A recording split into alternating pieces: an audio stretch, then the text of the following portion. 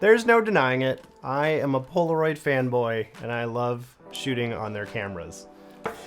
So when they decided to come out with this guy, the Polaroid speaker, I was kind of excited. And to be honest, they did send this to me, but I don't know if I can recommend it because after looking at it, I have mixed feelings about it. So let's talk about it.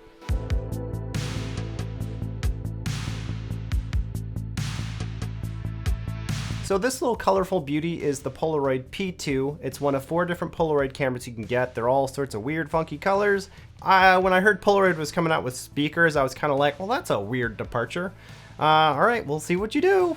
Do you realize it's hyper competitive and there's some really good competition out there? Build quality wise, I am actually really impressed with this speaker. Just like picking it up out of the package, I would say it's about the same like solidness and high quality as like a JBL. The front grille here is like a sort of a nice fabric mesh. The colors are nice, bright, and saturated. It features a metal grille on the back, which is really nice. And although like the controls are plastic, they have a nice solid click to them. And I really appreciate the rubber feet they put on the bottom. It's super grippy. Now, whether you like the color scheme or not, that's what you get with Polaroid. They're kind of like about having fun and being weird and putting rainbows on everything. I will give them props on the controls. Upon turning this thing on, it's got a nice little graphic here that you can see the battery power, and then it shows you like the music you're listening to. First of all, you've got your standard power on, /play, pause, fast forward, rewind. You've got an amazing volume knob here, which is like has instantaneous feedback. It's so fluid. I love how fluid the audio control is. Like instant on and off, it's just intuitive. But then you're gonna see 2 weird little new buttons. There's a heart and a music icon. And these are proprietary like Polaroid buttons that are specifically designed to go with their Polaroid app. And essentially it just like plays music and there's no fast forwarding or skipping. You just have to listen to the song. And if you like it, you press the heart button. And if you want to go back to the songs you like, I think you hit the music icon. So here's the app right here. It's kind of like a radio station. Right now it's got 5 radio stations: Itchy Teeth, Polychrome, Iris, Rose, and Heatwave. Now, when I listen to them, they all kind of sound like house music or just slightly more obscure music. I'm sure there's stuff in there that people love. It's not the stuff that I would normally listen to. And basically each radio station is like a custom curated radio done by somebody who's chosen that I guess they deem has a good taste in music and art. And the thing about this app though is that you don't even need a Polaroid to download it. You could just download it by itself. You just, won't have the special buttons on your speaker. So it kind of makes me wonder, like, are these speakers more about introducing this app or are the speakers supposed to stand alone? That's where it gets kind of confusing. I think part of their, what they're trying to do was make something where they limit your choices. Kind of like when you shoot with their analog camera, you're kind of forced with the picture you took. You just have to kind of live with it. So I thought that was an interesting and novel concept, but in terms of whether it's going to make you want this speaker, that's where I kind of get a little conflicted. At the end of the day, this is a Bluetooth speaker and it's going to play music. So really the most important thing about it to me is how good it sounds. And we're going to get right to that, and I will play some music for you.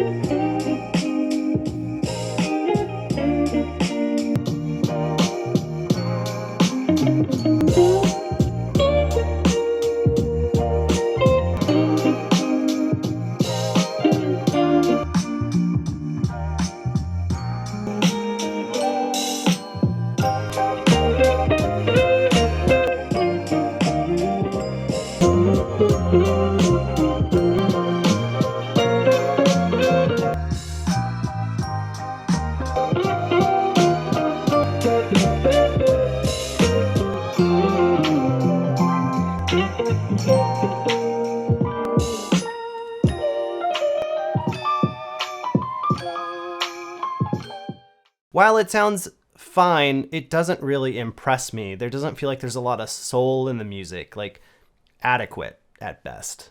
It doesn't have much bass, and what I am hearing is neutral and just not very impressive. If I was saying like what parts of the spectrum I was really picking up on the most, it's kind of like here's the bass, and then the mid-tones, a little bit of treble, and then it goes down. That's kind of like what the spectrum feels like, versus all the other speakers, it's more of like a that, if that makes any sense. So basically, it is Polaroid's first attempt. I'm glad they're trying new things, but I think they're really going to have to step up their game if they want to appeal to the broader market. But they're just not really hyper competitive. It's IPX5, which means like it's not fully waterproof. You can definitely get it wet, but you know, it's not like an IP67 rating where you can like dunk it underwater. The battery life is only going up to 15 hours. Nowadays, we're seeing most speakers have 20 to 30 hours. So that's kind of my personal take on it. It's like, here's the Wonderboom 3, right? Like this is just a crazy, weird, funky speaker. Now I don't love everything about this speaker, but it's cheap and it sounds amazing and it's fun. If I was going to say like ways that they could maybe make this better, I think they need to up their investment in the speaker technology. The sound needs to blow us away. They're going into speakers, but they're still kind of a little too attached to, I think, what their cameras are. And the app. While I like what they're doing with choosing different kinds of music for you to kind of have to listen to and engage with, there's too many other options out there. That is another hyper competitive market. You know, I'm not going to go there because I could listen to more music that fits my taste, like with the Amazon algorithm or Spotify, and it'll find tracks for me to listen to. I don't know. It doesn't have the wow factor. That's what it is. It doesn't just like blow me away and be like, I have to have it. So, yeah. Well, thanks for watching. Let me know what you think in the comments because I'm super curious what people are thinking about this. It's a weird one. So, yeah. Anyways, bye!